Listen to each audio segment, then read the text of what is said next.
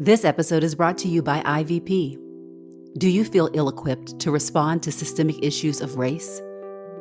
In our book, Faithful Anti-Racism, Chad Brennan and I remind readers that Christ has overcome the world, including racism. We call readers to put research-backed practices to immediate use, moving past talk and entering the fight against racism in hopeful ways. And as a listener of this podcast, you can receive Faithful Anti-Racism for 25% off when you use the promo code IVPOD25. That's IVPOD25 at ivpress.com. This is IVP.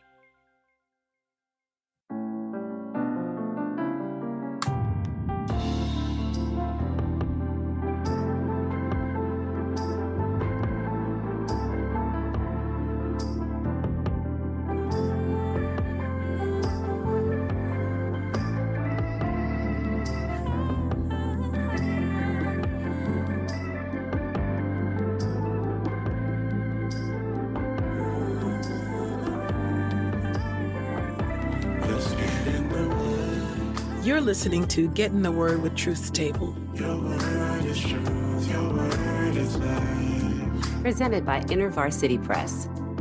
Your word is truth, your word is life.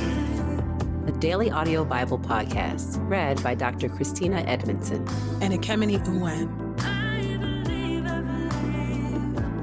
Let's get in the word today. God's got something to say. Let's get in the Word, and may the Word get in us. Open our eyes that we may behold wonderful things in your Word.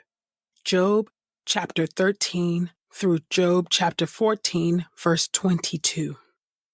Indeed, my eyes have seen all this. My ears have heard and understood it. What you know, I know also. I am not inferior to you, but I wish to speak to the Almighty, and I desire to argue my case with God. But you, however, are inventors of lies. All of you are worthless physicians. If only you would keep completely silent. For you, that would be wisdom. Listen now to my argument, and be attentive to my lips' contentions. Will you speak wickedly on God's behalf? Will you speak deceitfully for him? Will you show him partiality? Will you argue the case for God? Would it turn out well if he would examine you? Or as one deceives a man, would you deceive him? He would certainly rebuke you if you secretly showed partiality. Would not his splendor terrify you and the fear he inspires fall on you? Your maxims are proverbs of ashes. Your defenses are defenses of clay. Refrain from talking with me so that I may speak. Then let come to me what may. Why do I put myself in peril and take my life in my hands? Even if he slays me, I will hope in him. I will surely defend my ways to his face. Moreover, this will become my deliverance, for no godless person will come before him. Listen carefully to my words. Let your ears be attentive to my explanation. See now, I have prepared my case. I know that I am right. Who will contend with me? If anyone can, I will be silent and die. Only in two things spare me, O God, and then I will not hide from your face. Remove your hand far from me and stop making me afraid with your terror.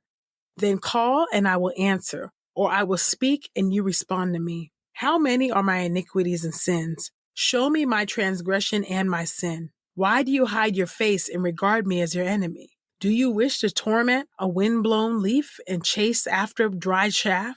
For you write down bitter things against me and cause me to inherit the sins of my youth. And you put my feet in the stocks, and you watch all my movements, and put marks on the soles of my feet. So I waste away like something rotten, like a garment eaten by moths. Job chapter 14. Man born of woman lives but a few days, and they are full of trouble. He grows up like a flower and then withers away. He flees like a shadow and does not remain. Do you fix your eye on such a one, and do you bring me before you for judgment? Who can make a clean thing come from an unclean? No one. Since man's days are determined, the number of his months is under your control. You have set his limit, and he cannot pass it. Look away from him and let him desist. until he fulfills his time like a hired man. But there is hope for a tree. If it is cut down, it will sprout again, and its new shoots will not fail. Although its roots may grow old in the ground and its stump begins to die in the soil, at the scent of water it will flourish and put forth shoots like a new plant. But man dies and is powerless. He expires, and where is he?